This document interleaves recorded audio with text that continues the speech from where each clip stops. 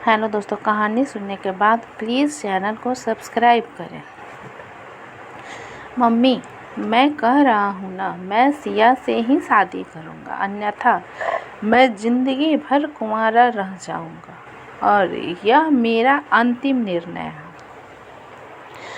अब इस विषय पर मैं आपसे आगे बहस नहीं करूँगा। तभी अभिनव की मम्मी रमा जी ने कहा, बेटा तू समझता क्यों नहीं है? हमने तेरे सामने सिया की जन्म कुंडली पंडित जी को दिखाई थी ना, और उन्होंने सिया की कुंडली में मांगलिक दोष बताया है। अब तू बता, सब कुछ पता होते हुए हम तेरी शादी एक मांगलिक लड़की से कैसे कर दें? तू जानता नहीं कि मांगलिक दोष वाले के जीवन साथी की मौत जल्दी हो जाया करती है। इसलिए तुझे मैं समझा रही हूँ, तू भूल जा सिया को। रमा जी ने अभिनव को बहुत समझाया, पर अभिनव का कहना था कि जब मैंने सिया से प्यार किया था तब मैंने उसके साथ प्यार करते हुए जन्म कुंडली का मिलान नहीं किया था, ना ही मैं इन मिलानों को मानता हूँ। इसलिए अब बस मैं शादी करूँगा तो सिर्फ सिया से, और यह मेरा आखिरी फैसला है। आखिर रमा जी को अपने बेटे की जिद के आगे झुकना पड़ा और पंडित जी के द्वारा बताए गए अनुसार सिया के मंगल दोष को दूर करने के लिए अभिनव के साथ शादी करने से पहले सिया की शादी एक पीर के साथ करवाई गई, और उसके बाद सिया ने अभिनव से शादी करी। सिया दुल्हन बनकर अभिनव के घर आई, पर रमा जी को सिया का मांगलिक होना अभी भी खटक रहा था और रामा जी उसे दिल से नहीं अपना पा रही थी, और घर में कुछ भी परेशानी आती तो उसका दोष सिया को ही दिया जाता। लेकिन सिया पढ़ी लिखी संस्कारी लड़की थी और वह अपनी सासू माँ से मिले इन बेवजह आरोपों को अपने दिल से नहीं लगाती थी, और ऐसे ही ससुराल में उसके दिन कट रहे थे। एक दिन अभिनव ऑफिस से जल्दी घर आ जाता है। तब रमा जी ने उससे पूछा, बेटा आज जल्दी कैसे आ गया? तब उसने बताया, माँ आज सुबह से ही सिर दर्द और बहुत कमजोरी आ रही है, इसलिए ऑफिस में काम करने की हिम्मत ही नहीं हुई मेरी। तब रमा जी ने कहा, चल बेटा जल्दी कर, हमें डॉक्टर के पास चलना चाहिए। तब अभिनव और रमा जी डॉक्टर को दिखाने गया। डॉक्टर को दिखाने के बाद मालूम पड़ा कि अभिनव को पीलिया हो गया है, और दोनों जैसे ही घर लौटे रमा जी ने घर को सिर पर उठा लिया और कहने लगी, जब से यह लड़की हमारे घर में आई है तब से हमारे घर में परेशानी और बीमारियां भी साथ में लेकर आई हैं। इसके कदम ही अशुभ है। अब देखो, इसका मांगलिक दोष हमारे बेटे पर भी असर करने लग गया है।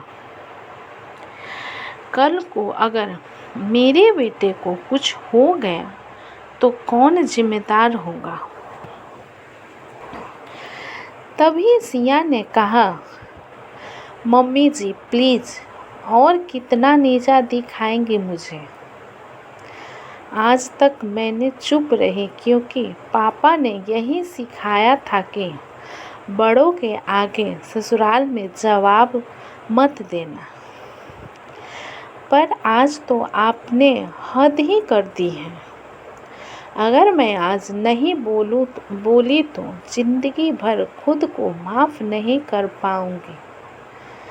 मम्मी जी, अगर आप पंडित जी पर भरोसा नहीं करते थे तो उनके कहे अनुसार आपने सारी मांगलिक दोष निवारण की विधि क्यों करवाई? क्यों पहले आपने मेरे पैर से शादी करवाई? दोष मेरा मांगलिक होना नहीं है, बल्कि दोष तो मेरा आपकी बहू होना है।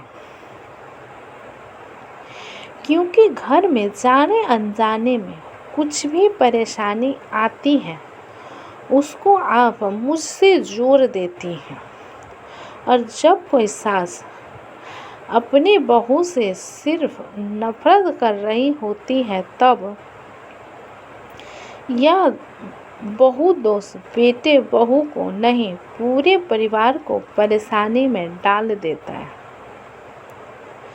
और इस बहु दोष से मुक्ति भी सिर्फ सास ही दिलवा सकती है।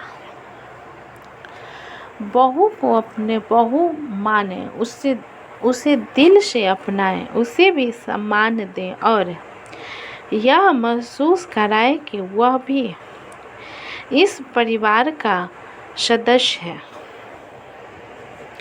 नहीं तो बहु दोष मांगलिक दोष से भी ज़्यादा पीड़ादायक हो जाता है। सिया की कही हुई बातें रमा जी के दिल को झकझोर रही थी और उन्हें मन ही मन पश्चाताप भी हो रहा था।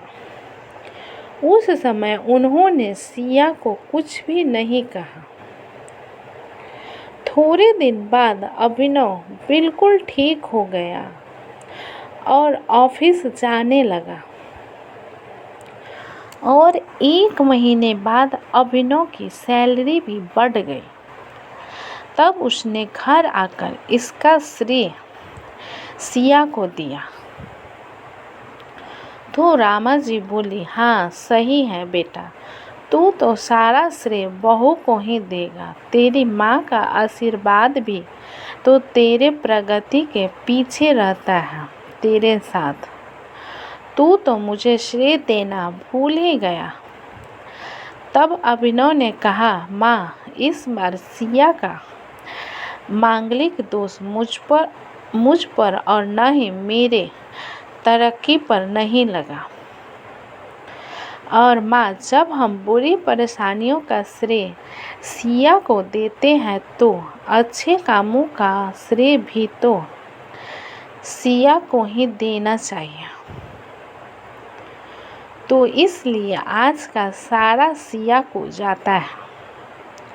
अभिनव ने हंसते हुए कहा। तब सिया बोली, अभिनव, तो क्या तुम भी मुझे ऐसा समझते हो? तब अभिनव ने कहा, नहीं सिया, बिल्कुल नहीं। बल्कि मैं तो माँ को यह समझाना चाह रहा हूँ कि सुख दुख हमारे जीवन का हिस्सा है और कभी जीवन में खुशियाँ आती हैं तो कभी गम भी आते हैं। इसके लिए हमें परिवार के सदस्य या अपनी बहू को दोष देना उचित नहीं है। तभी रामा जी बोली, बेटा सही कह रहा है तू, और तेरी तरक्की ही बहुत है। मुझे इस झूठे दोषों से बाहर निकलने के लिए आज मैं यह कसम लेती हूँ कि आज के बाद मैं सिया को किसी भी बात का दोष नहीं दूंगी। यह सुनकर सिया आज बहुत खुश थी, क्योंकि आज उसको उसकी सास ने मांगलिक दोष के साथ साथ बहु दोषों से भी मुक्ति दे दी थी। तो कहानी कैसी लगी मुझे कमेंट में ज़रूर लिखें। अच्छी लगी तो प्लीज़ लाइक करें, सब्सक्राइब करें एंड शेयर करें।